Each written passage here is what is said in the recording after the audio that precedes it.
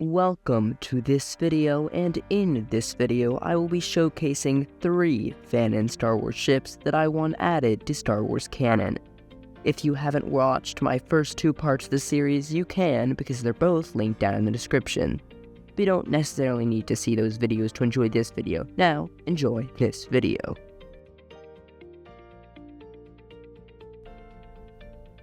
At the number 3 spot, I have E.C. Henry's updated Imperial Blast Boat. At this point, it's tradition to have a ship by E.C. Henry on this list, and I think this design is perfect for that spot.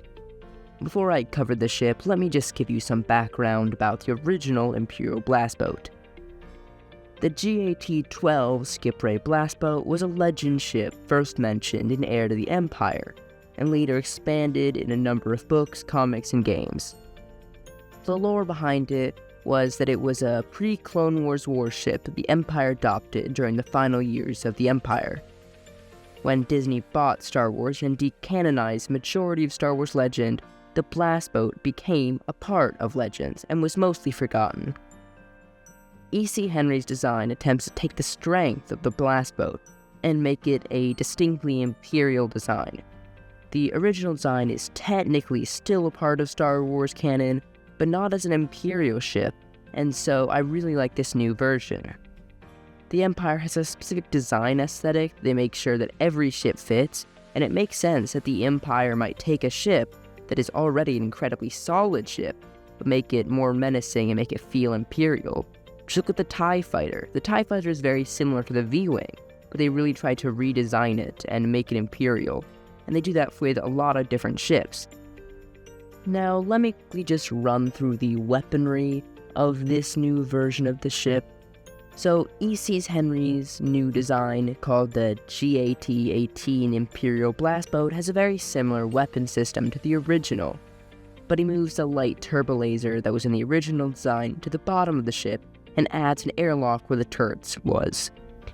The airlock is actually a very good addition, as it allows it to fit snugly into any Imperial capital ship's hangar in the same location as a TIE, or it could stay landed like any other shuttle at the floor of the hangar. This airlock also allows it to dock onto a Gazanti or an enemy ship. The ship has 2 Dar-4 ion cannons, 1 on each wingtip, 2 ordnance launchers, and 4 light laser cannons. The ship has improved sensors and uses TIE solar panels on its wings to allow it to require less fuel than the original energy-intensive model. E.C. Henry said that he thought the Empire had a distinct lack of medium-sized vessels in their armada, instead of focusing on larger numbers of TIE fighters, and wanted to kind of remake a ship that was very powerful and effective in Legends. Like the original, the ship had a reactor taking up almost the entire ship's body, and this means it could have an incredibly robust shield and powerful laser cannons that could rival anything up to a Corvette.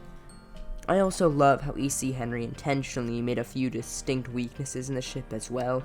He specifically mentioned how the ship lacked rear-facing weapons, and how its reactor meant it would be very expensive, and even possibly cause it to be destroyed if a laser got through its shields. He literally mentions these possible dangers in his video, and it even explains why I don't see it in canon, which I actually love, because if we're going to add a ship into canon, I want a reason why we haven't seen it before, and I think it's a really good reason, is just adding some weaknesses in this design. E.C. Henry was saying that because of its very expensive price, the Empire couldn't really justify it with its unfamiliar loadout, and because of this, the Empire would mostly have the Imperial Blast Boat working for customs offices as police ships or for defending against pirates. And I actually think the role as a anti-smuggler/pirate vessel fits the Blast Boat really well, and probably better than if it was a full combat vessel. E.C. Henry even adds combat drones to the ship to help for boarding pirate vessels, and overall I really love this ship. But there is a reason why I only put this at number 3, and it's basically because it's based off of a pre-existing ship, and I think some other ships coming up would feel more necessary to become canon ships, especially because if we don't really see this ship often in canon because it's too expensive, I would rather not see it because I think we already have so many ships for the Empire, and I'd rather see a ship that we actually get to see in a bunch of other media. Alright, now moving on to the next entry.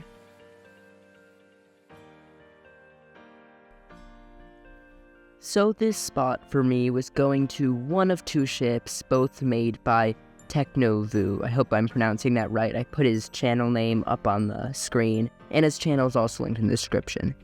But I was considering either using his design for the Corellian ZT-800 MK2 freighter, or the heavy TIE fighter he designed. And I decided to use the heavy TIE fighter because I think the ZT-800 looks a little all over the place, and I like his other ship a lot more. The heavy TIE fighter takes inspiration from three main TIE fighters: the TIE Advanced X-1, TIE Bomber, and finally the TIE Command Shuttle.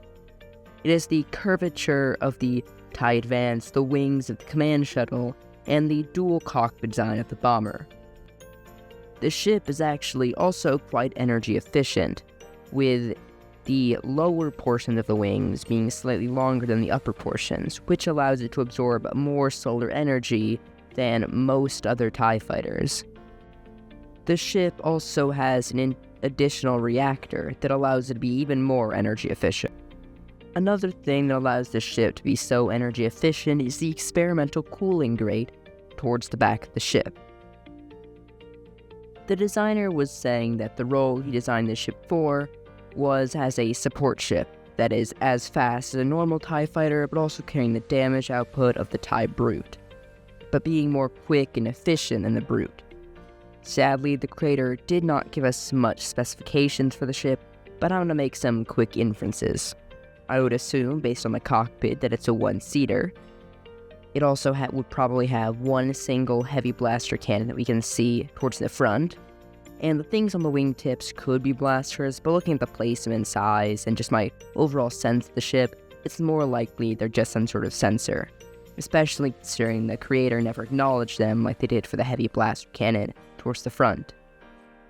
Now, I put this ship in the second spot because we don't know a lot about the ship, and I also don't completely think it's necessary, since we already have the TIE Brute, and I would much more prefer Star Wars just used more existing TIE fighters than creating a bunch of new ones, especially considering that this is a ship that would primarily replace the Brute, and I'm all for having the Brute in as much Star Wars as possible. The Brute is literally one of my favorite Star Wars vessels, well, TIE fighters, and I would love to see it more often. Now, before we move on to our final entry, I just want to give you a quick word from our sponsor, my YouTube channel. Subscribe! Anyways, moving on to the number one pick.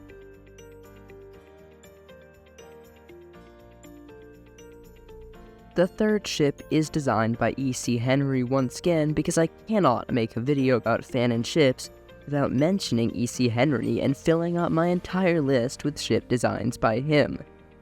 This ship was really just the original design for the Millennium Falcon, given some lore, but the interesting thing about this ship is it's actually kind of canon. Its assets actually were used in Skeleton Crew, though it never got lore. So this is basically just E.C. Henry giving a ship that already exists lore because nobody's ever given it any.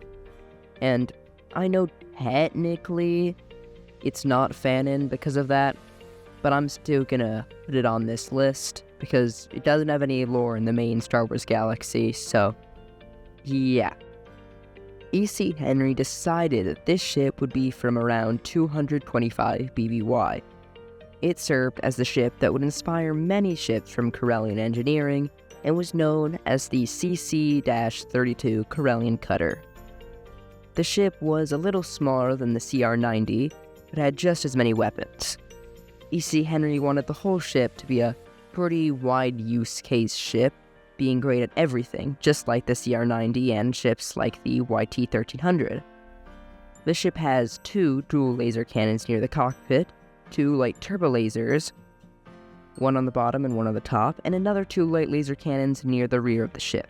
The ship operated with 4 bridge crew, most likely 2 pilots, a comm officer, and a sensor officer, and it also likely had a full gunnery crew of anywhere from 5 to 8, depending on, well, a lot of things, mostly about how accurate you wanted the weapon systems to be. I put this in the number 1 spot because I would love to see a little bit more about the evolution of Star Wars ships, and we have seen a lot of it in novels or in encyclopedias and stuff like that, but I would love to see more of it in kind of live action. So I also put it in the number 1 spot because we could actually see it in some show. We've seen it in the background of Skeleton Crew, as I mentioned earlier, and I do not doubt that we could also see it in some larger project. And if we actually use the lore that E.C. Henry came up with, I think the ship would work really well. Yeah, sure, it's not technically fanon, but he was kind of just modernizing the concept art with his design aesthetic and came up with a bunch of the specifications and lore for it, so I'm still going to consider it a fanon ship. Anyways, thanks so much for watching this video on another 3 fanon ships I want added to Star Wars. If you enjoyed this video and want to see some way cooler fanon designs, go visit the other 2 parts of the series in the description or on the cards appearing now. You can also subscribe and like this video or join my Discord server linked in the description. Yes, I did have to plug my Discord server in this video because I've plugged in every video. Also consider subscribing and liking. I know I just said it, but I thought like I had to say it again. Anyways, thanks for watching, and with that, peace the hell out.